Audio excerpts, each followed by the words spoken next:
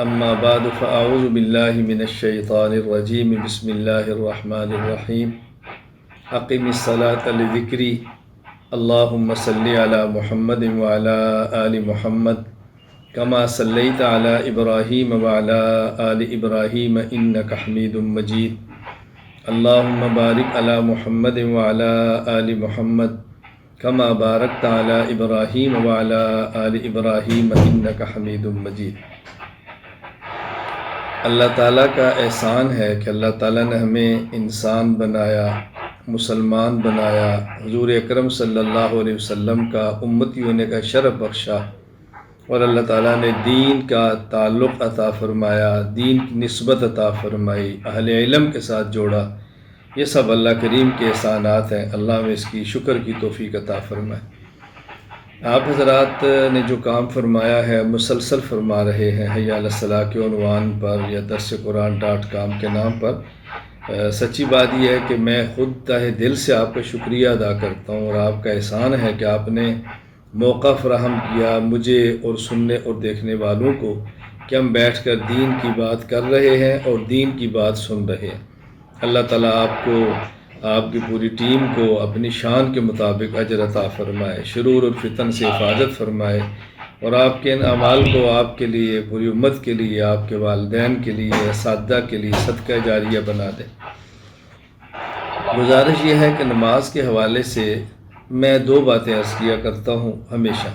Number ایک، ہم نے ایک محنت کرنی ہے کہ امت کے ہر فرد کو نماز پہ لانا ہے، مرد ہو یا عورت۔ دوسری محنت کرنی ہے کہ ان کی نماز کو بچانا ہے۔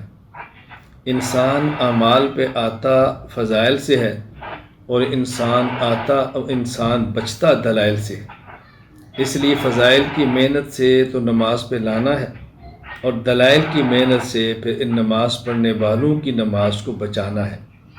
ہم نے یہ بات سمجھانی ہے کہ نماز کی شریعت میں حیثیت کیا ہے، رسول اکرم صلی اللہ علیہ وسلم کی مبارک محنت اور آپ کے اس کی اہمیت کیا ہے۔ قرآن کریم نے، یعنی آپ حیران ہوں گے، سورہ البقرہ کے اول رکوع میں جن اہم چیزوں کا ذکر فرمایا ہے ان میں ایک اہم چیز نماز ہے۔ اور نماز کے بارے میں اللہ تعالیٰ قرآن کریم میں یہ نہیں فرماتے کہ سلو، تم نمازیں پڑھو، بلکہ فرماتے ہیں اقیم الصلاۃ، تم نماز کی پابندی کرو۔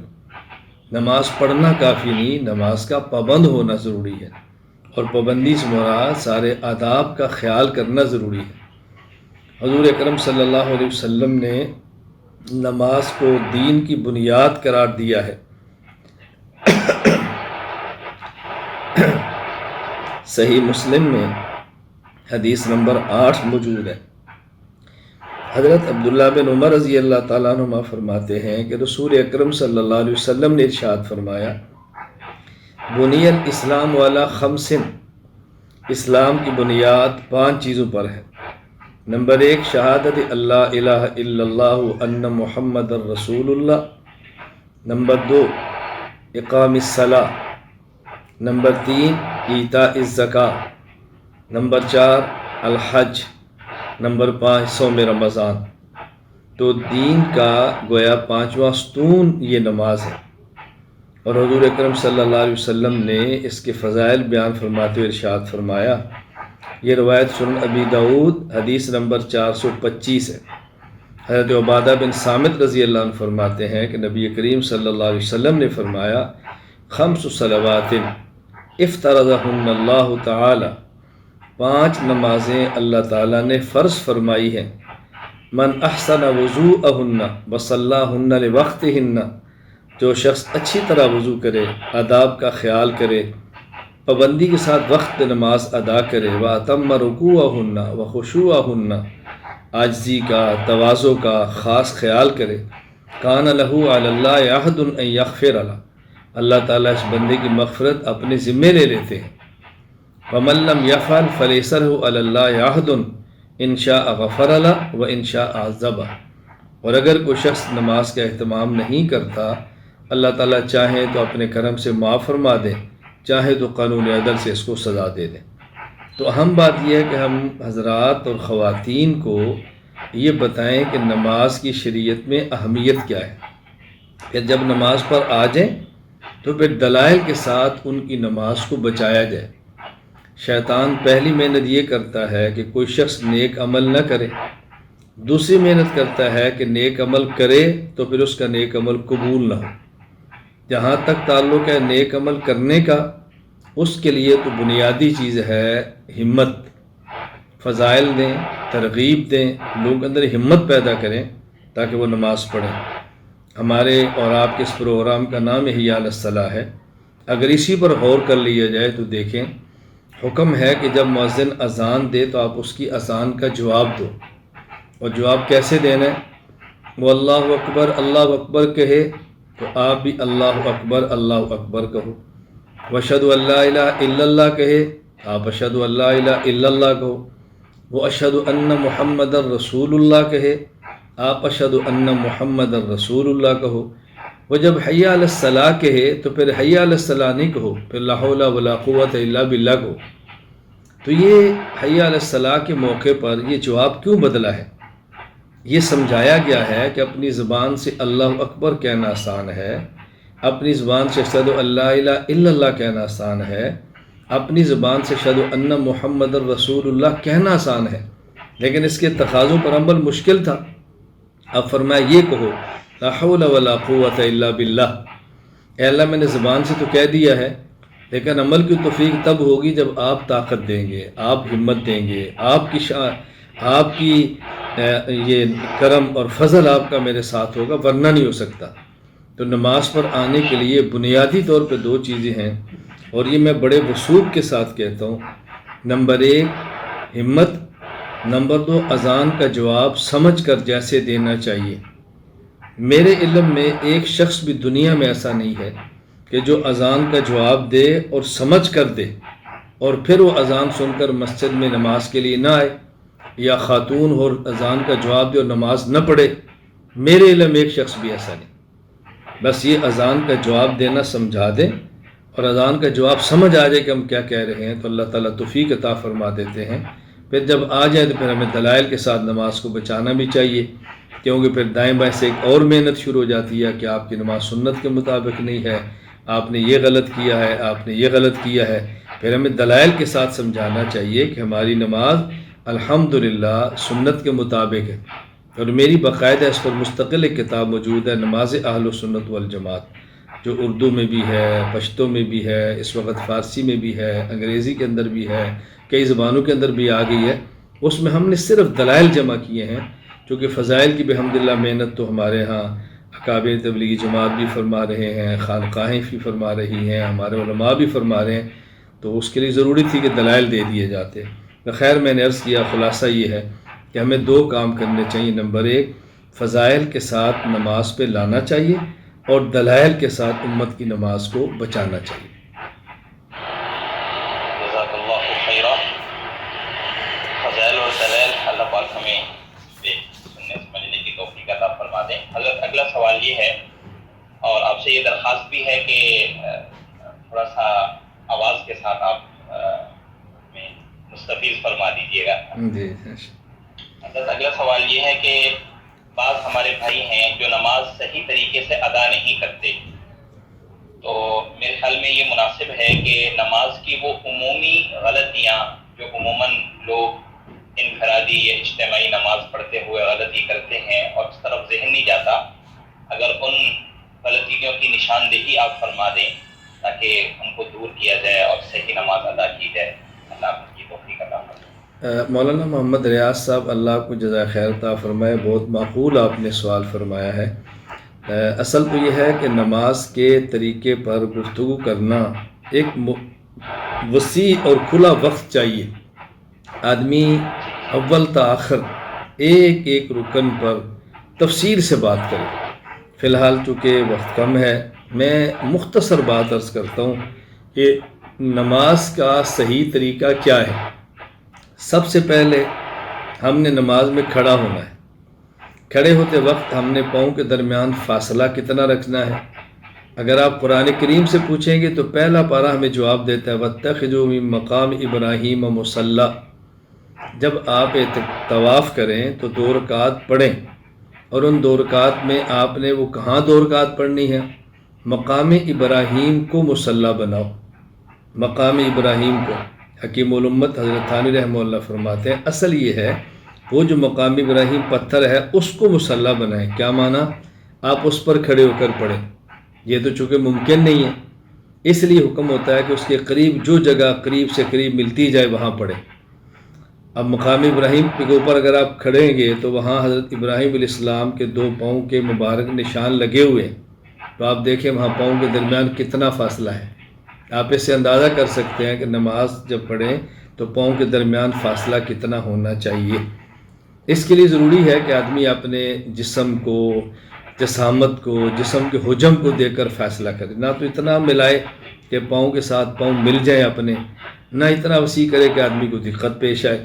معمول کے مطابق آدمی اپنے پاؤں کو رکھے، پھر انگلیاں قبلہ رخ رکھے، تاکہ نماز پڑھتے وقت ہمیں حکم ہے کہ ہم اپنا رخ قبلہ کی طرف کریں، صرف چہرہ نہیں، پورا رخ۔ رخ کا معنی یہ ہوتا ہے کہ جسم کے تمام اعضاء کا رخ قبلہ کی طرف ہو، لہٰذا نماز پڑھتے وقت پاؤں کو اس طرح نہ کھولیں کہ پنجے دائیں اور بائیں مڑے ہوں، بلکہ سیدھے قبلہ رخ، اس کا اہتمام کریں۔ پھر جب ہم نے کھڑا ہونا ہے تو اپنی نگاہ کو وہاں رکھیں جہاں سجدہ کرنا ہے، اور ہماری نگاہ وہاں پڑنی ہے، اس کا بھی خیال کریں۔ جب ہاتھ اٹھانے ہیں تو اس کا اہتمام کریں مردوں کے لیے کہ ہاتھ اٹھاتے وقت اس حیت کا خیال کریں آپ کے انگوٹھے یہ کان کی لو کے برابر آ جائیں، یہ ہتھیلی آپ کی کندھے کے برابر آ جائے، انگلیاں بالکل آپ کی سیدھی ہوں، اور یوں سیدھا کر کے آدمی اپنے ہاتھوں کو باندھے۔ اپنا دایاں ہاتھ اپنے بائیں ہاتھ کے اوپر یوں رکھیں کہ دائیں ہاتھ کی ہتھیلی بائیں ہاتھ کی ہتھیلی کی پشت پر آ جائے۔ یہ انگوٹھا جو چھوٹی انگلی ہے اس سے آپ گٹے سے جگہ پکڑ لیں، درمیانی 3 انگلیاں آپ کی کلائی پر آ جائیں، اور ہاتھ کو ناف کے نیچے باندھ لیں مردوں کے لیے۔ خواتین اپنے ہاتھ یہ سینے کے اوپر یوں ہاتھ کے اوپر ہاتھ رکھ کے باندھیں۔ پھر ثنا پڑھیں، تعوذ ہے، تسمیہ ہے، اگر اکیلے ہیں تو پھر سورۃ فاتحہ ہے، ساتھ سورت ملائیں، امام کے پیچھے ہیں تو ثنا کے بعد خاموشی اختیار کریں۔ رکوع کے بعد، قیام کے بعد رکوع کرنا ہے، رکوع میں اس بات کا خیال کریں کہ بازو بالکل کھلے ہونے چاہیے، اور بالکل ایسے کہ کیفیت یوں بالکل سیدھا ہوا کہ اگر اوپر پیالہ پانی کا بھی رکھ دیا جائے تو وہ پانی گرے نہ، آدمی سیدھا بالکل ہو، آدمی کا سر بھی سیدھا ہو، سر نیچے نہ کیا ہوا ہو، اس کا خیال کرنا چاہیے۔ پھر سمع اللہ لمن حمدہ کہتے سیدھا کھڑے ہو جائیں، یہ قومہ ہے۔ اور اس کے بعد جب سجدہ کے اندر جائیں تو بس ایک اصول ذہن میں رکھ لیں کہ جو زمین کے جتنا قریب ہے وہ پہلے زمین پہ لگے، مثلا پہلے ہمارے گھٹنے لگیں، پھر ہمارے ہاتھ لگیں، پھر ہمارا ناک لگے، پھر ہمارا سر لگے۔ اٹھتے وقت یہی ترتیب رکھیں کہ جو زمین سے جتنا قریب ہے وہ پہلے اٹھے، اس ترتیب پر ہم کریں۔ اور رکوع کرتے وقت اس بات کا خیال کریں کہ پہلے بالکل یوں سیدھا نیچے آئیں اور اس کے بعد یوں رکوع کریں۔ ایسا نہ ہو کہ جھکنے سے پہلے یوں اپنا سر جھکا لیں اور اس کے بعد رکوع کریں، یہ ٹھیک نہیں ہے۔ 2 سجدوں کے درمیان سجدہ جب کرنا ہے تو اپنی انگلیاں قبلہ رخ رکھیں، قصداً زور لگا کر ملائیں نہ، زور لگا کر کھولیں نہ، اپنی حالت پہ رکھیں لیکن قبلہ رخ ہو۔ پیٹ اٹھا ہونا چاہیے، فاصلہ ہونا چاہیے مردوں کے لیے۔ خواتین کا معاملہ الگ ہے، وہ کبھی اپنے موقع پر بات کر لیں گے۔ مرد یوں پیٹ کے اور زمین کے درمیان فاصلہ رکھے۔ پھر جب تشہد اور اپنی انگلیاں قبلہ کے اندر جب ہوں تو زور نہ دیں کہ جس سے انگلیوں کو تکلیف ہو، لیکن جتنا سہولت سے رخ قبلہ کی طرف ہو، اور پاؤں بالکل ایسے یوں سیدھے کھڑے ہونے چاہیے۔ اور پھر 2 سجدوں کے درمیان جو جگہ ہے جلسہ، اس میں اپنے بائیں پاؤں کو بچھا لیں، اس پر بیٹھیں، اور دائیں پاؤں یوں کھڑا کریں کہ آپ کی انگلی حتی الامکان قبلے کی طرف ہوں، ایسا زور نہ دیں کہ جس سے پاؤں کو تکلیف ہو، یوں پھر سیدھا ہو کے کھڑے ہو جائیں۔ اس چیزوں کا رعایت کریں گے، آداب کا خیال کریں گے، اور سب سے اہم بات یہ ہے کہ اللہ تعالیٰ کے حضور میں ہم آئے ہیں، کپڑے صاف ہونے چاہیے، خوشبو لگی ہونی چاہیے، سر کو ڈھانپ کے نماز پڑھنی چاہیے، ادب کے ساتھ کھڑا ہونا چاہیے۔ ہم کئی بار ایسا کرتے ہیں، اللہ ہماری حفاظت فرمائے اور معاف بھی فرمائے، کہ کہیں جانا ہو تو پہلے کپڑوں میں نماز پڑھ لیتے ہیں اور جب جانے لگتے ہیں تو کپڑے بدل لیتے ہیں۔ یہ عجیب بات ہے، ایسا نہیں کرنا چاہیے۔ نماز کے لیے کپڑے بدلنے چاہیے، نہ کہ آدمی جانے کے لیے بدلے، بل اس طرح اہتمام کریں اور رعایت کریں، اپنے سوچ اور فکر کو اس کے اندر رکھیں۔ جو پڑھتے ہیں اس پر معنی پر غور کریں کہ ہم کیا پڑھ رہے ہیں، تو انشاءاللہ نماز کے اندر توجہ بھی رہے گی، نماز کے اندر دھیان بھی رہے گا، اور انشاءاللہ خشوع و خضوع کے ساتھ نماز ادا ہوگی۔ جزاک اللہ خیرہ۔ حضرت اگلا سوال یہ ہے کہ ایک حدیث بیان کی جاتی ہے کہ جو شخص جان بوجھ کر نماز کو ترک کر دے اور چھوڑ دے تو وہ کافر ہے۔ تو کئی مسلمان بھائی ایسے ہیں جو جان بوجھ کر نماز چھوڑ دیتے ہیں، ادا نہیں کرتے، تو کیا وہ اس حدیث پاک کی روح سے وہ کافر سمجھے جائیں گے؟ اس کی وضاحت ارشاد فرما دیجیے۔ دیکھیں، اصل یہ ہے کہ شریعت کے بنیادی طور پر 5 اجزاء ہیں: اعتقادات، عبادات یعنی اعمال، اخلاقیات، معاملات اور معاشرات۔ آپ تقسیم کو تھوڑا سا مختصر کریں گے تو اجزاء 3 ہیں: اعتقادات، عبادات اور اخلاق۔ اب مزید آپ اس کا خلاصہ بیان کریں گے اور نہایت اختصار سے تقسیم کریں گے تو شریعت کے اجزاء 2 ہیں: عقائد اور اعمال۔ عقائد کو آپ چھوڑ دیں گے تو بعض عقائد ایسے ہیں کہ جن کی بنیاد پہ اسلام اور کفر کا فیصلہ ہوتا ہے، اس میں عقائد میں سے ایک عقیدہ بھی چھوڑیں گے تو اسلام سے نکل جائیں گے۔ بعض عقائد ایسے ہیں جن کی بنیاد پر اہل سنت اور اہل بدعت کا فیصلہ ہوتا ہے، ان میں سے ایک عقیدہ بھی چھوڑیں گے تو اہل سنت سے نکل کر اہل بدعت میں چلے جائیں گے۔ باقی رہ گیا معاملہ اعمال کا۔ اعمال کا معاملہ یوں نہیں ہے، عقیدے کا معنی ہے ماننا اور اعمال کا معنی ہے کرنا۔ ماننے اور نہ ماننے سے اسلام اور کفر کا فیصلہ ہوتا ہے، کرنے اور نہ کرنے سے فسق کا فیصلہ ہوتا ہے۔ لہٰذا شریعت کے جتنے بھی اعمال ہیں ان میں اہم ترین عمل نماز ہے۔ اگر کوئی شخص نماز کو جان بوجھ کر بھی چھوڑتا ہے تو یہ نہیں کہہ سکتے کہ وہ کافر ہو گیا، وہ فاسق ہے۔ ہاں، جو حدیث پاک میں آتا ہے، رسول اکرم صلی اللہ علیہ وسلم نے ارشاد فرمایا، یہ حدیث المعجم الاوسط للطبرانی حدیث نمبر 3348، حضرت انس رضی اللہ تعالیٰ عنہ سے مروی ہے کہ آپ فرماتے ہیں، رسول اکرم صلی اللہ علیہ وسلم فرمایا، من ترک الصلاۃ متعمدا فقد کفر جہارا، جس شخص نے جان بوجھ کر نماز کو چھوڑا تو اس نے کافروں والا کام کیا۔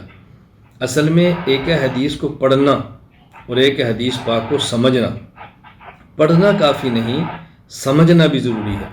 اس لیے میں بارہا گزارش کرتا ہوں، احادیث کو صرف کتب حدیث سے نہ پڑھیں، کسی ماہر حدیث سے حدیث کو سمجھیں۔ صرف لفاظ دیکھیں گے تو غلط فہمی کے اندر مبتلا ہو جائیں گے، تو معنی سمجھیں۔ اب اس کا معنی یہ نہیں کہ جس نے جان بوجھ کے نماز کو چھوڑا تو اس نے کفر کیا۔ اس کا معنی جس نے نماز کو جان بوجھ کے چھوڑا اس نے کافروں والا عمل کیا ہے۔ جس طرح ہم کہتے ہیں، یار یہ شراب پینا کافروں کا کام ہے، تم مسلمان ہو کر شراب پیتے ہو۔ یہ زنا کرنا کفار کا کام ہے، تم مسلمان ہو کر زنا کرتے ہو۔ تو اس لیے اب یہ کفار والے کام ہیں جو مسلمان بھی کر لیتے ہیں۔ تو نبی کریم صلی اللہ علیہ وسلم یہ بات سمجھا رہے ہیں کہ جس نے نماز کو چھوڑا اس نے کافروں والا کام کیا ہے، یہ نہیں کہہ سکتے کہ اس نے کفر کیا ہے۔ یہاں مجھے ایک دلچسپ واقعہ یاد آیا۔ امام تاج الدین ابو النصر عبد الوہاب بن علی بن عبد الکافی السبکی رحمہ اللہ تعالی، جن کی وفات سن 771 ہجری میں، حضرت نے طبقات الشافعیہ الکبریٰ میں ایک واقعہ بہت پیارا نقل کیا ہے۔ حضرت امام احمد بن حنبل رحمہ اللہ نے فرمایا کہ جو جان بوجھ کے نماز چھوڑتا ہے وہ کافر ہے۔ حضرت امام شافعی رحمۃ اللہ علیہ نے امام احمد بن حنبل رحمہ اللہ سے پوچھا، اچھا جس نے جان بوجھ کے نماز چھوڑی وہ کافر ہو گیا، تو اب اس کے مسلمان ہونے کا طریقہ کیا ہے؟ امام احمد بن حنبل فرمانے لگے، اس کا طریقہ یہ ہے کہ کلمہ پڑھے اور مسلمان ہو جائے۔ حضرت امام شافعی نے فرمایا کلمہ تو وہ پہلے ہی پڑھتا، اس نے کلمہ چھوڑا تو نہیں ہے۔ یا تو کلمہ چھوڑ دیتا، آپ کہتے کلمہ پڑھو مسلمان ہو، کلمہ تو پڑھ رہا ہے۔ حضرت امام احمد بن حنبل فرمانے لگے وہ نماز پڑھے۔ تو حضرت امام شافعی نے فرمایا جب نماز چھوڑ کے کافر ہو گیا ہے، اب وہ کل نماز پڑھے گا تو کافر کا تو عمل قبول ہی نہیں ہوتا، تو یہ کیسے مسلمان ہوگا؟ حضرت امام احمد بن حنبل رحمہ اللہ جیسا امام، ان کے بارے میں آتا ہے فنقطع احمد و سکتا، امام احمد بن حنبل خاموش ہو گئے اور امام شافعی کی دلیل کا کوئی جواب نہیں دے سکے۔ اب ظاہر ہے کتنی پیاری بات کی ہے۔ یہ حضرت امام شافعی امام احمد کے درمیان ایک مناظرہ تھا۔ میں سے یہ بھی عرض کروں گا کہ مطلب مناظرہ برا نہیں ہوتا، ہمارے اس کا مفہوم غلط ہو گیا ہے۔ تو آپس میں تکلم کرنا، خیر کی نیت سے ایک دوسرے کو بات سمجھانا، دلائل کو پیش کرنا، تو اس لیے جان بوجھ کر نماز چھوڑنا بہت بڑا جرم ہے، یہ کفار کا کام ہے، لیکن اس سے آدمی کافر نہیں ہوتا۔ ہمیں فتویٰ بازی سے احتیاط کرنی چاہیے، اور چھوٹی چھوٹی بات پر کفر کے فتوے جو دیتا ہے غلط کرتا ہے، اور میں سمجھتا ہوں کہ علماء میں سے کام تو ایسا کوئی نہیں کرتا ہوگا۔ اللہ تعالیٰ ہمیں سمجھ عطا فرمائے۔ آمین آمین، جزاک اللہ خیرہ۔ حضرت اگلا سوال آپ سے یہ ہے کہ عام طور پر لوگوں میں یہ بات مشہور ہے اور یہ خیال کیا جاتا ہے کہ اگر کوئی آدمی نماز پڑھنا بھول گیا ہے یا سو جائے اور سونے کی وجہ سے اس کی نماز رہ گئی تو اس شخص کے ذمے نماز کی قضا واجب نہیں ہے، بلکہ وہ توبہ استغفار کر لے، اللہ معاف کر دے گا۔ تو یہ خیال کہاں تک درست ہے؟ قرآن و حدیث کی روشنی میں آپ اس کی وضاحت ارشاد فرما دیں۔ دیکھیں، نماز اتنی اہم ہے کہ جس کے چھوڑنے کی گنجائش نہیں ہے، تو یہ کیسے ہو سکتا ہے کہ اس نماز کی قضا کا شریعت حکم نہ دے؟ نماز کوئی جان بوجھ کر چھوڑے، بھول کر چھوٹ جائے، سویا تھا اور نماز نہ پڑھ سکا، عذر یا بلا عذر کسی وجہ سے بھی نماز چھوٹے تو اس کی قضا کرنی چاہیے۔ اس پر ادلہ شرعیہ بڑے مضبوط دلائل موجود ہیں۔ مثلا قرآن کریم سورہ طٰہٰ آیت نمبر 14، اننی اللہ لا الہ الا انا فاعبدنی واقم الصلاۃ لذکری، اس آیت کے تحت حضرت امام ابو عبداللہ محمد بن احمد الانصاری القرطبی رحمہ اللہ تعالی، جن کی وفات سن 671 ہجری، وہ الجامع احکام القرآن جو معروف ہے تفسیر قرطبی کے نام سے، اس میں فرماتے ہیں فَأَمَّا مَنْ تَرَكَ الصَّلَاةَ مُتَعَمِّدًا فَالْجَمْهُورُ أَيْضًا عَلَى وُجُوبِ الْقَضَاءِ عَلَيْهِ وَإِنْ كَانَ عَاصِيًا، اگر کسی شخص نے جان بوجھ کو نماز کو چھوڑا تو علماء کی رائے یہ ہے کہ ایسے شخص کو نماز لٹانی چاہیے، اس کے ذمہ نماز کی قضا واجب ہے۔ ہاں، نماز کو چھوڑنے سے یہ گناہ گار ضرور ہوگا۔ اور صحیح مسلم حدیث نمبر 627، حضرت علی رضی اللہ تعالیٰ عنہ فرماتے ہیں رسول اکرم صلی اللہ علیہ وسلم نے یوم الاحزاب یعنی غزوہ خندق کے موقع پر جب آپ کی عصر کی نماز فوت ہو گئی اور مشغولیت کی وجہ سے خندق کھودنے میں اتنے مشغول تھے کہ عصر کی نماز نہ پڑھ سکے، تو رسول اکرم صلی اللہ علیہ وسلم نے ارشاد فرمایا ملأ اللہ بیوتہم وقبورہم نارا، آپ نے ایک تو کفار کے لیے بہت سخت بد دعا فرمائی، بہت سخت بد دعا فرمائی جو میں نے کلمات پڑھے ہیں۔ پھر ثم صلاها بین العشاءین، نبی کریم صلی اللہ علیہ وسلم نے مغرب اور عشاء کے درمیان اس عصر کی نماز کو لٹایا، یعنی آپ کی جو عصر کی نماز رہ گئی تو آپ نے اس عصر کی نماز کو مغرب کے بعد ادا فرمایا۔ خود رسول اکرم صلی اللہ علیہ وسلم اپنی نماز کو لٹا رہے ہیں، تو ہم کیسے کہہ سکتے ہیں کہ نماز کو لٹانا نہیں، نماز کی قضا ہمارے ذمے ہے۔ حضرت علامہ محی الدین ابو زکریہ یحییٰ بن شرف النووی رحمہ اللہ تعالی، جن کی وفات 676 ہجری میں ہے، المجموع شرح المہذب میں فرماتے ہیں اجمع العلماء الذین یعتد بهم علی ان من ترک الصلاۃ عمدا لازمہ قضاؤها، علماء کے اس بات پر اتفاق ہے جو اہل علم ہیں، قابل قدر ہیں، کہ جس شخص نے جان بوجھ کے نماز کو چھوڑا تو اس شخص کی ذمہ ہے کہ وہ نماز قضا کرے اور نماز لٹائے۔ اسی طرح علامہ زین الدین بن ابراہیم المعروف ابن نجیم حنفی، وفات سن 970 ہجری، البحر الرائق میں وہ ارشاد فرماتے ہیں کہ جس شخص نے نماز چھوڑی قضا اس کے ذمے ہے، فہو لزوم قضاء الفائتہ فالاصل فیہ ان کل صلاۃ فاتت عن الوقت بعد ثبوت وجوبها فإنه يلزم قضاؤها سواء ترکها عمدا او سہوا او بسبب النوم۔ دیکھیں، نماز ایک اہم ترین فریضہ ہے، اگر شخص نماز جان بوجھ کر چھوڑتا ہے یا بھول کر رہ جاتی ہے یا سو گیا اور نماز رہ گئی، کہ اور عذر ہو اور نماز رہ گئی تو اس نماز کی قضا کرنا انسان کے ذمے ہے۔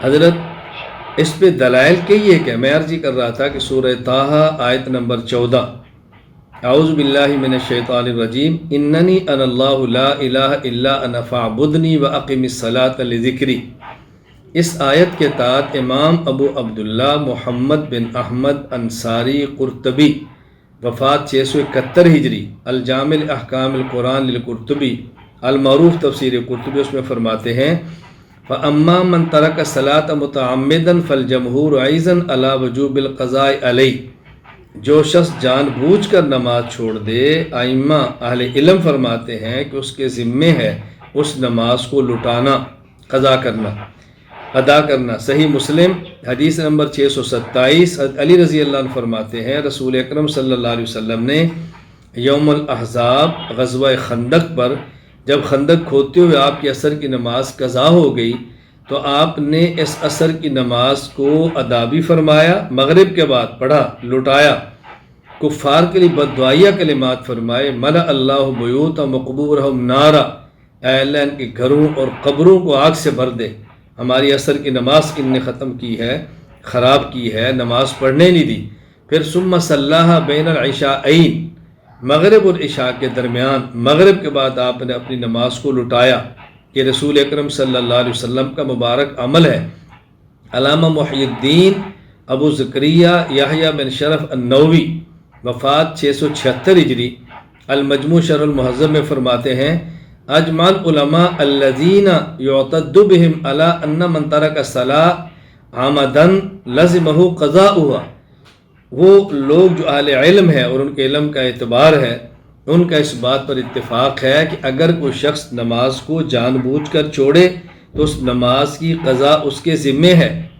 علامہ زین الدین بن ابراہیم بن محمد البارموف ابن نجیم رحمہ اللہ تعالی، ان کی وفات 970 ہجری، البحر الرائق ابن نجیم میں فرماتے ہیں اما الثانی فہو لزوم قضاء الفائتہ فالاصل فیہ ان کل صلاۃ فاتت عن الوقت بعد ثبوت وجوبها فیہ فإنہ یلزم قضاؤها سواء ترکها عمدا او سہوا او بسبب نوم، کوئی شخص جان بوجھ کے نماز چھوڑے، بھول جائے، نیند آ جائے، ہر حال میں اس کی نماز کو لٹانا ضروری ہے۔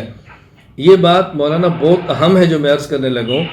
عجیب بات یہ ہے کہ جو لوگ یہ بات کہتے ہیں کہ نماز چھوڑ دے تو نہ لٹائے، ان کا موقف بہت عجیب ہے۔ موقف کیا ہے؟ اگر آدمی سو جائے اور نماز رہ جائے تو لٹائے، اگر بھول جائے، نماز چھوٹ جائے تو لٹائے، اور جان بوجھ کر نہ پڑھے تو اب نہ لٹائے، اب توبہ استغفار کافی ہے۔ آپ اندازہ فرمائیں کتنا عجیب موقف ہے۔ اچھا، پھر بطور دلیل کی حدیث کیا پیش کی جاتی ہے؟ اللہ تعالی ہماری حفاظت فرمائے۔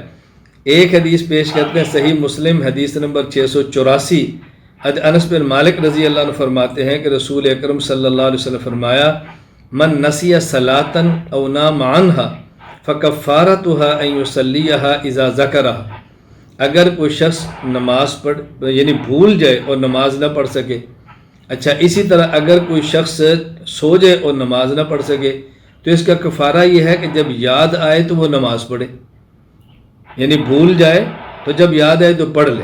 اور ایک حدیث مبارک من نام عن صلاۃ او نسیھا فلیصلیھا اذا استيقظ او ذکر، کہ جب آدمی بھول جائے، یاد آئے تو پڑھے، سو جائے، رہ جائے، جب نیند سے بیدار ہو تو نماز پڑھے۔ اب ان کی دلیل کیا ہے کہ بھول جائے پھر تو پڑھے، حدیث میں ہے، اگر یہ سو جائے، رہ جائے، پھر پڑھے، حدیث میں ہے، لیکن جان بوجھ کے چھوڑے تو پھر نہ پڑھے، توبہ کافی، چکے حدیث میں نہیں۔ میں نے اس لیے گزارش کی تھی کہ کتب حدیث کو صرف پڑھنا کافی نہیں ہے، ماہرین حدیث سے مجتہدین تو اب نہیں ہے، فقہا ہیں، فقہا سے سمجھنا ضروری ہے کہ حدیث کو سمجھیں۔ اب اگر آپ اس پہ غور کریں گے، علامہ محی الدین ابو زکریا یحییٰ بن شرف النووی وفات 676 ہجری، شرح صحیح مسلم، یعنی صحیح مسلم میں ایک حدیث موجود ہے، اس کی شرح میں امام نووی فرماتے ہیں فیہ وجوب قضاء الفریضۃ الفائتہ سواء ترکہا بعذر کنوم ونسیان ام بغیر عذر، یعنی نماز کو تو لٹانا ہے، خواہ نماز بھول کر رہ جائے، نیند سے رہ جائے، بغیر عذر کے رہ جائے، جان بوجھ کے پھر بھی۔ آگے فرماتے ہیں جو حدیث پاک میں قید ہے نا نسیان کی، وَإِنَّمَا قُيِّدَ فِي الْحَدِيثِ بِالنِّسْيَانِ لِخُرُوجِ عَنْ سَبَبٍ، فرماتے ہیں یہ تو حدیث میں اس لیے ذکر ہے کہ بندہ جان بوجھ کے تو نماز نہیں چھوڑتا، بھول جاتا ہے تو نماز رہ جاتی ہے، یا سو جاتا ہے تو رہ جاتی ہے۔ جان بوجھ کے بھلا مسلمان کون نماز چھوڑے گا؟ وہ چونکہ عام طور پہ نماز رہتی بھولنے سے ہے، نیند سے ہے، اس لیے نیند کا تقاضا ہے، نیند کا ذکر ہے، ورنہ ادا کرنی ہے۔ لأنه اذا وجب القضاء على المعذور فغیر اولا بالوجوب وہ من باب التنبیہ بالادنى على الاعلی۔ حضرت فرماتے ہیں کہ جب عذر کی وجہ سے نماز چھوٹے تو لوٹانا ضروری ہے، تو بلا عذر چھوڑے پھر تو لوٹانا زیادہ ضروری ہے۔ اس حدیث پاک میں جو تنبیہ کی گئی ہے کہ نماز اتنی اہم ہے جو بھول کر بھی چھوڑنے سے معاف نہیں ہے، نیند آئے سوئے ہو تب بھی معاف نہیں ہے، اور جان بوجھ کے تم چھوڑو گے تو کیسے معاف ہوگی؟ اس میں تو اللہ کے نبی نے تنبیہ فرمائی ہے۔ بالکل اسی طرح علامہ احمد بن غنیم بن سالم وفات سن 1126 ہجری، الفواکہ للدوانی علی رسال ابن ابی زید القیروانی، اس میں فرماتے ہیں فکفارتها ان یصلیها اذا ذکرها وما فی الحدیث خرج مخرج الغالب فلا ینافی ان متعمدا لترک یجب علیہ القضاء فی ای وقت بالاولی۔ فرمایا جو حدیث پاک میں ذکر ہے یہ اس لیے کہ عام طور پہ جو نماز رہ جاتی ہے یا سونے سے یا بولنے سے، ورنہ جان بوجھ کے چھوڑیں گے تو نماز کو لوٹانا ضروری ہے۔ میں مولانا معذرت خواہ عرض کروں گا بات سمجھانے کے لیے، ایسے ہی ہے جیسے قرآن کریم میں ہے کہ تم نے والدین کو اف بھی نہیں کہنا اور ڈانٹنا بھی نہیں۔ اب اگر ضرورت پیش ہے کہ آدمی والدین پر ہاتھ اٹھا لے اور جوتا اٹھا لے، کوئی پوچھے بھائی تم نے کیا جرم کیا، تو وہ کہ جی قرآن کریم میں تو ڈانٹنے سے منع کیا ہے، جوتا مارنے تھپڑ مارنے سے تھوڑی منع کیا ہے، دھکا دینے سے تو منع نہیں کیا۔ ہم اس کو سمجھائیں گے، اور مسلمان آدمی اور نیک آدمی سمجھدار جب والدین کو ڈانٹنے کی اجازت نہیں ہے، اونچی آواز سے بولنے کی اجازت نہیں ہے، تو مارنے کی کیسے ہے؟ بالکل اسی طرح ہم سمجھاتے ہیں، اور اللہ سمجھ عطا فرمائے میرے بھائی میری بہنوں، بات کو سمجھو۔ بھول جائے چھوڑ جائے تو اس کی گنجائش نہیں ہے، تو جان بوجھ کے چھوڑیں گے تو پھر کیسے گنجائش ہے؟ مولانا بحمد اللہ تعالیٰ میں بالکل اللہ کا شکر ادا کر کے عرض کرتا ہوں، کئی مرد اور بحمد اللہ تعالیٰ کئی خواتین ایسی ہیں جو بیانات میں علماء کرام کے سنتی ہیں، پھر توبہ کرتی ہیں۔ آپ یقین فرمائیں سال ہر سال کی نمازیں وہ عورتیں لٹا رہی ہیں، سال ہر سال کی لٹا رہی ہیں۔ دنیا بہت مختصر ہے، آخرت کی ہم نے تیاری کرنی ہے، اللہ تعالیٰ سمجھ عطا فرمائے۔ بار خلاصہ یہ ہے کہ نماز جان بوجھ کر چھوٹے تب بھی لٹانی ہے، بھول کر رہ جائے تب بھی لٹانی ہے، سو جائیں تب بھی لٹانی ہے، کبھی بیماری حادثے کی وجہ سے نمازیں رہ جائیں تب بھی لٹانی ہے۔ نماز انسان کے ذمے ہے، غفلت نہیں کرنی چاہیے۔ جزاک اللہ خیر حضرت، آپ نے ماشاءاللہ بڑی وضاحت کے ساتھ ہمیں اس سے آگاہ فرما دیا اور سمجھا دیا۔ اللہ ہمیں سمجھ کی اور اس پہ عمل کی توفیق نصیب فرما دے۔ حضرت آپ سے اب ایک وقت بھی کافی ہو چکا ہے، اور ہم آپ کے بہت مشکور بھی ہیں کہ آپ ماشاءاللہ ہمیں بڑی وضاحت کے ساتھ سمجھا رہے ہیں اور وقت عطا فرمائے ہیں، جزاک خیر عطا فرمائے۔ حضرت اگلا سوال آپ سے یہ ہے کہ ایک عام مسلمان کا مسجد کے ساتھ کیا تعلق ہونا چاہیے؟ اللہ آپ کو جزائے خیر عطا فرمائے۔ مولانا آپ نے بات فرمائی ہے، دیکھیں ہمارا کام ہی دین ہے، اس میں جتنا وقت لگ جائے گا ہماری سعادت ہے، جو بیکار گزر جائے گا پتہ نہیں اللہ قیامت کے دن کیا معاملہ فرمائیں گے، اللہ رحم فرما دے۔ میں نے تو شروع میں بھی عرض کیا کہ آپ کا احسان ہے، بھائی عبد الخالق ہیں، آپ ہیں، کہ آپ نے اتنا موقع فراہم عطا کیا ہے۔ میں یقین کریں خدا گواہ ہے میں کوئی تکلف اور تسنن سے کام نہیں لے رہا، دل کی کیفیت بتا رہا ہوں کہ میں بہت شکریہ ادا کرتا ہوں ایسے حضرات کا جو موقع فراہم کرتے ہیں دین کا کام کرنے کا۔ اللہ آپ جزائے خیر عطا فرمائے۔ وقت تو سارا ہے ہی ہمارے ایسے کام کے لیے، مجھے تو زیادہ فکر اس کی رہتی ہے کہ آپ حضرات کا وقت قیمتی ہے، ہمارے سامعین ناظرین کا وقت قیمتی ہے، بس ان کا ہمیں خیال کرنا پڑتا ہے، ورنہ ہمارا اور کام کیا ہے سوائے انہیں کاموں کے اللہ قبول فرما لے۔ اللہ آپ کو جزائے خیر عطا فرمائے۔ آپ نے بہت معقول بات فرمائی ہے مولانا۔ اصل یہ ہے کہ ہم یہ سمجھتے ہیں مسجد ہمارا مدرسہ بھی ہے، ہمارے تزکیے کی جگہ بھی ہے، عبادات کی جگہ بھی ہے، حتیٰ کہ نکاح جیسی اہم عبادت کی جگہ بھی مسجد ہے۔ پانچوں وقت کی نماز مسجد میں مردوں کو چاہیے کہ باجماعت ادا فرمائیں، خواتین یہ تکلیف نہ کریں، خواتین گھروں میں نماز پڑھیں۔ جس طرح مرد کا مسجد میں آ کے ایک رکعت پر 27 کا اجر ہے، حدیث پاک موجود ہے، خواتین کا گھر میں نماز پڑھنا ایک نماز پر 25 گنا نماز کا اجر ہے، تو خواتین کا گھر میں بہتر ہے۔ مرد خیر مسجد میں آئیں، نماز پڑھیں، درس کے حلقوں میں شرکت کریں، مسجد کے امام صاحب سے اپنی زندگی کے روزمرہ کے مسائل پوچھیں، اپنی اولاد کو امام صاحب کے حوالے کریں، امام صاحب کی تعلیم و تربیت کے لیے امام صاحب سے اپنی اولاد کی تربیت کے لیے رابطہ فرمائیں، اور مسجد کے ساتھ تعاون کریں، مسجد کی مالی معاونت کریں، مسجد کی صفائی خود کریں، مسجد کا خیال کریں، حتیٰ کہ مسجد کے امام کا مالی تعاون کریں، صرف اس کو تنخواہ تک نہ رکھیں، نکاح کی فیس تک نہ رکھیں، بھرپور ان کے ساتھ تعاون کریں، اور اپنے نکاح کا مسجد میں اہتمام فرمائیں۔ رسول اکرم صلی اللہ علیہ وسلم نے خود ارشاد فرمائے اعلنوا النکاح، نکاح کا اعلان کرو، اور فرمائے اجعلوا فی المساجد، نکاح مسجد میں کیا کرو، تو نکاح مسجد میں ہونا چاہیے اور اس کا بہت زیادہ اہتمام کرنا چاہیے۔ مسجد کے ساتھ اپنے روزمرہ کے معاملات کو جوڑنا چاہیے۔ آپ یقین فرمائیں کہ اگر یہ امت مسجد کے ساتھ جڑ جائے تو انشاءاللہ العزیز اغیار کی سازشوں سے محفوظ ہو جائے گی۔ بس مسجد کے ساتھ بھی تعلق رکھیں، مسجد کے امام کے ساتھ بھی رکھیں، مسجد کے مؤذن کے ساتھ بھی رکھیں، مسجد کے خادم کے ساتھ بھی رکھیں۔ میں تو عذرائے جسے آپ کہہ لیں کہ مزاح یہ بات عرض کیا کرتا ہوں کہ عید کے موقع پر میں خود اپنے ہاں عیدگاہ میں اعلان کرتا ہوں، بھی میں تو تنخواہ نہیں لیتا، اللہ کا شکر ہے میرے پاس اسباب ہیں، لیکن جو ہماری مسجد کے امام ہیں، ہماری مسجد کے مؤذن اور خادم ہیں، میں لوگوں سے کہہ کر کہتا ہوں کہ ان کو عیدی دو اور بھرپور ان کی خدمت کرو، بھرپور تعاون کرو۔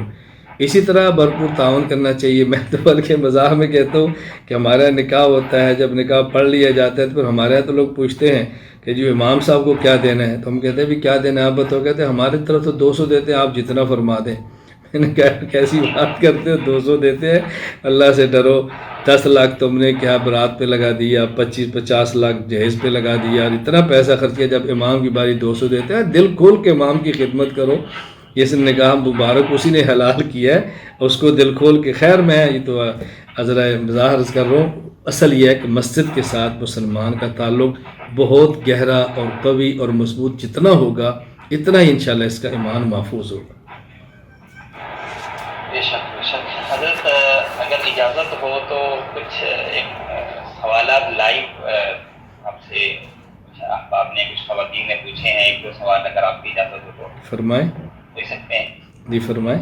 ایک خاتون ہیں زہرہ فاطمہ، انہوں نے حضرت آپ سے یہ سوال پوچھا ہے کہ 10-15 سال کی نمازیں اگر رہ گئی ہیں تو ان کے ادا کرنے کا طریقہ کیا ہے؟ نمازیں 15 سال کی ہوں یا 50 سال کی ہوں، نمازیں ساری پڑھنی ہیں۔ بس اپنا ایک اندازہ لگا رہے کہ میرے ذمہ تقریباً اتنی نمازیں بنتی ہیں، اور جب نیت کرے تو نیت کر لیں کہ میرے ذمہ جتنی نمازیں ان میں سے اب میں فجر کی پہلے پڑھ رہی ہوں، اب ظہر کی پڑھ رہی ہوں، اب عصر کی پڑھ رہی ہوں، بس جو نیت کے ساتھ ادا کرتی چلی جائیں۔ اور لکھنا چاہے تو لکھنے کا اہتمام بھی کر سکتی ہیں تاکہ اندازہ کہ میں نمازیں اپنی ادا کر لی ہیں۔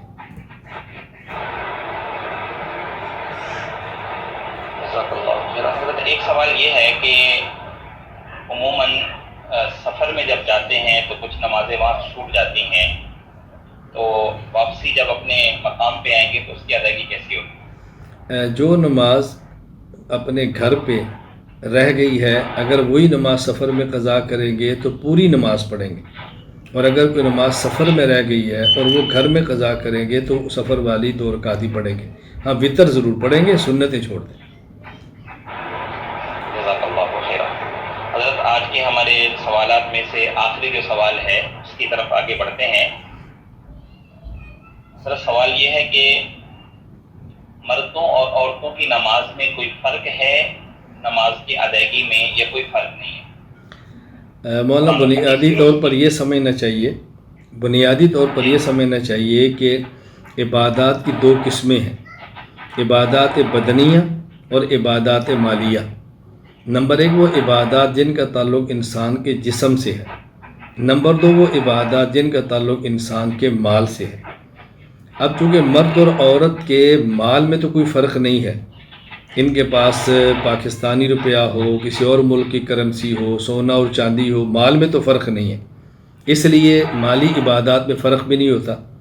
ہاں جو بدنی عبادات ہے، چونکہ مرد اور عورت کے بدن کی ساخت الگ ہے، بدن کے تقاضے الگ ہیں، تو شریعت نے اس بات کا خیال کیا کہ ان کی بدنی عبادات میں فرق کیا جائے۔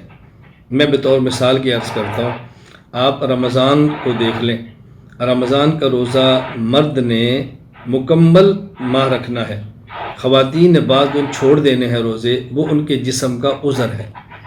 اسی طرح مرد اور عورت پہ حج فرض ہے، لیکن جہاں تک مالی استطاعت ہے وہ جتنا مرد کے پاس ہونا چاہیے آنے جانے کا کرایہ اور وہاں کا کھانا، اتنا ہی عورت کے پاس ہو تو حج فرض ہے۔ لیکن عورت کے لیے اضافی شرط یہ ہے کہ اس کے ساتھ محرم ہو، یہ اضافی شرط مرد کے لیے نہیں ہے۔ یہ محرم عورت کے پیسے کی حفاظت کے لیے نہیں ہے، عورت کے جسم کی حفاظت کے لیے۔ پھر جب سب سے پہلے آپ نے احرام ہے تو مرد احرام کی چادر انسلی پہنے گا، عورت نے سلے ہوئے کپڑے پہنے ہیں۔ یہ فرق بدن کی وجہ سے آیا ہے۔ لبیک اللہم لبیک تلبیہ مرد اونچی آواز سے پڑھے گا، عورت آہستہ پڑھے گی، یہ بھی جسم اور آواز کی وجہ سے ہے۔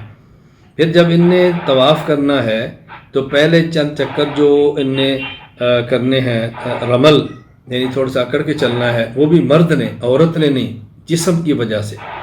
پھر چکروں میں مرد نے دایاں کندھا اپنا خالی رکھنا ہے پہلے چکروں میں، عورت نے نہیں رکھنا، یہ بھی جسم کی وجہ سے ہے۔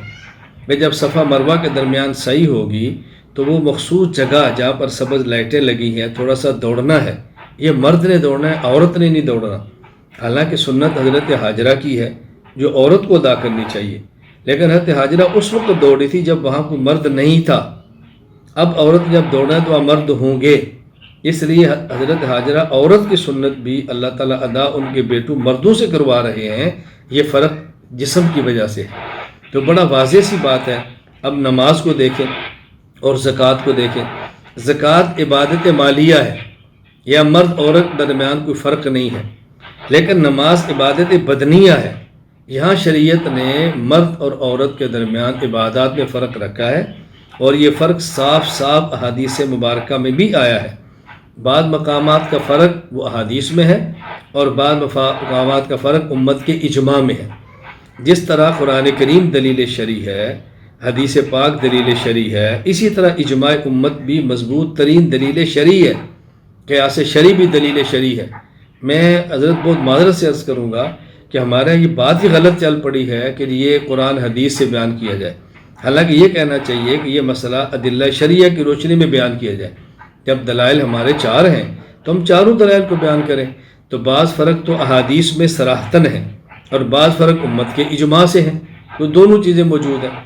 حضرت وائل کو نبی پاک صلی اللہ علیہ وسلم نے ارشاد فرمایا، یا وائل اذا صلیت، جب تم نماز پڑھو تو اپنے کندھوں کو، اپنے ہاتھوں کو تم نے نکانوں کے برابر کرنا ہے۔ فجعل یدیک حذاء اذنیک، آگے فرمایا والمرأۃ تجعل یدیہا حذاء ثدییہا، جب عورت ہاتھ کھڑے کرے تو اپنی چھاتی کے برابر کھڑے کرے۔ اب یہاں دیکھیں فرق اللہ کے نبی نے خود بیان فرما دیا تو مسئلہ حل ہو گیا۔ اسی طرح رسول اکرم صلی اللہ علیہ وسلم نے خود فرق بیان فرماتے ہوئے فرمایا 2 خواتین کو، اذا صلیتما ثم باز اللحم الی الارض، کہ جب تم سجدہ کرو، اذا سجدتما فضم باز اللحم الی الارض، سجدے میں اپنے پیٹ کو، جسم کو زمین کے ساتھ ملاؤ، یہ آپ نے خود فرمایا۔ اسی طرح سجدے میں آپ نے فرق بیان فرمایا۔ تو مرد عورت کی نماز میں فرق موجود ہے۔ جو حضرات مرد عورت کی نماز کے درمیان فرق کے قائل نہیں ہیں، ان کی بنیادی جو دلیل ہے وہ صحیح بخاری حدیث نمبر 631 حضرت مالک بن حویرث رضی اللہ تعالی عنہ سے۔ اب اگر مکمل حدیث کو سن لیا جائے تو سارے شبہات ختم ہو جاتے ہیں۔ حضرت مالک رضی اللہ تعالیٰ فرماتے ہیں کہ ہم چند ایک احباب رسول اللہ صلی اللہ علیہ وسلم کی خدمت میں آئے، وَنَحْنُ شَبَبَةٌ، ہم جوان مرد تھے، اللہ کے نبی کے پاس ہم 20 دن تک رہے، دن اور رات۔ وَكَانَ النَّبِيُّ صلی اللہ علیہ وسلم، وَكَانَ رسول اللہ صلی اللہ علیہ وسلم رحیماً رفیقاً، آپ بہت مہربان تھے۔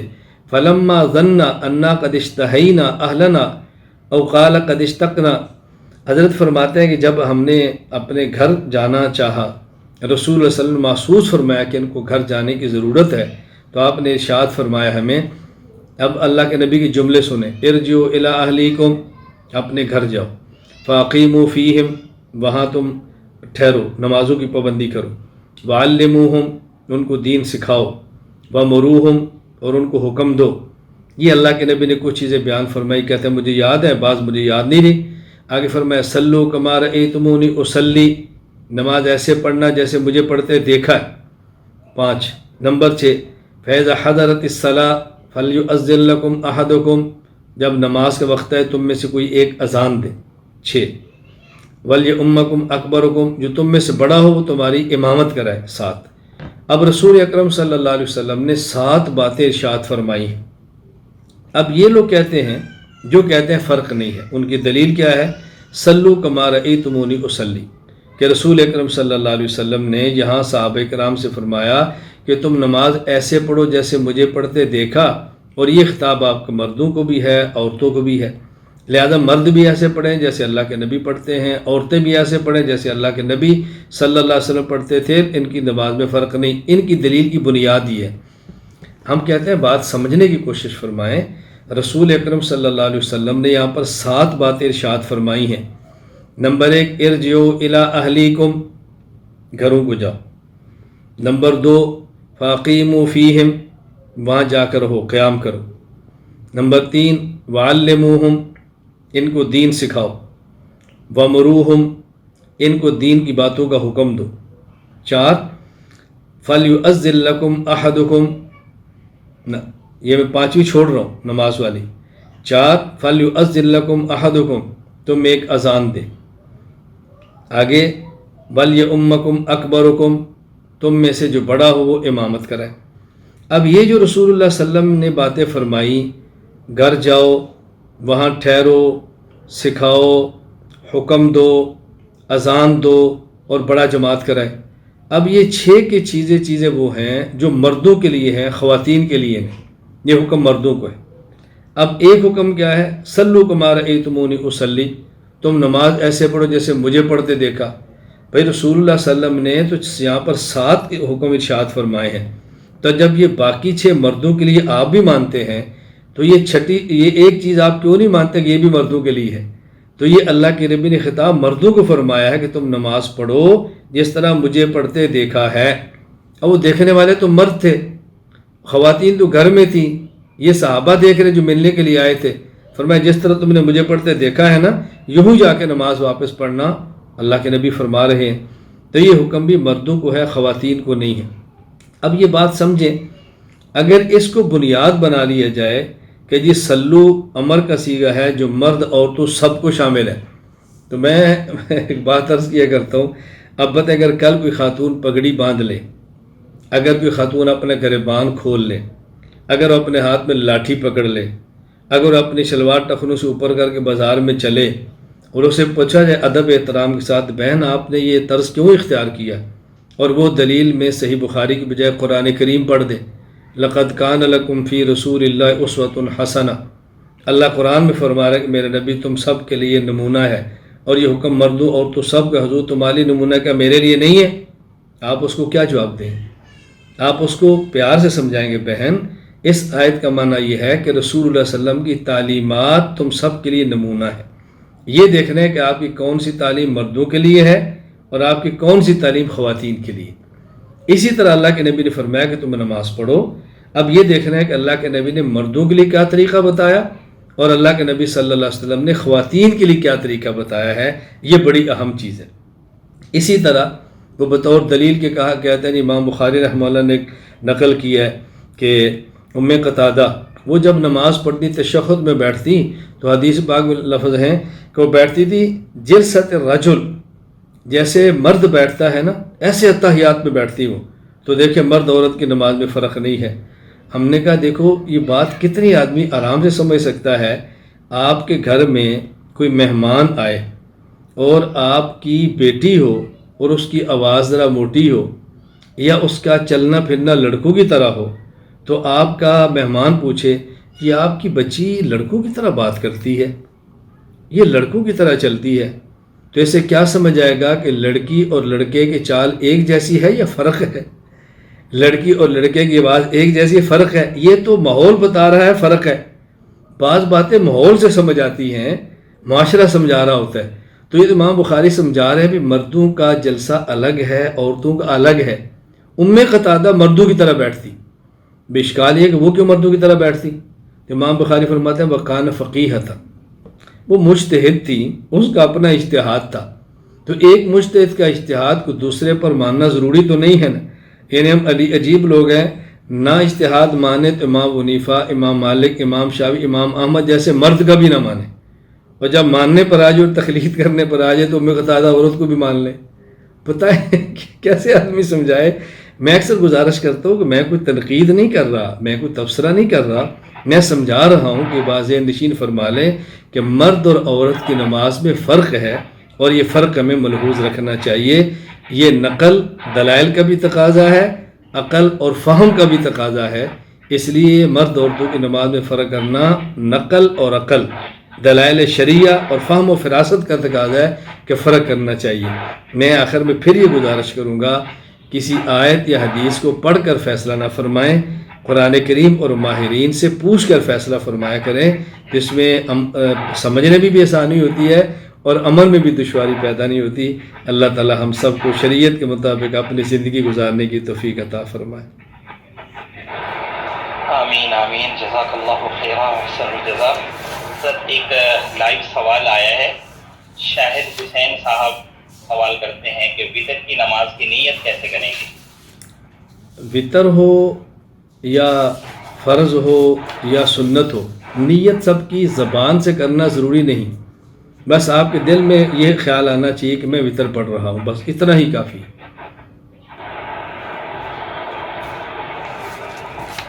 جزاک اللہ خیر. حضرت آپ سے ابھی اجازت چاہیں گے. اللہ آپ سے راضی نے ہو. بڑا قیمتی وقت رکھا. اللہ آپ سے راضی ہو. مولانا ہم خدمت کے لیے حاضر ہیں انشاءاللہ. اللہ راضی ہو جائے. انشاءاللہ اللہ نے چاہا تو جی انشاءاللہ دوبارہ انشاءاللہ انشاءاللہ میں حاضر ہوں انشاءاللہ. آپ کا بھی شکریہ، ابھی عبد الخالق صاحب کا بھی شکریہ. اللہ آپ کو اپنی شان کے مطابق اجر عطا فرمائے. جزاک اللہ مولانا. تمام حضرات کو السلام علیکم ورحمۃ اللہ وبرکاتہ.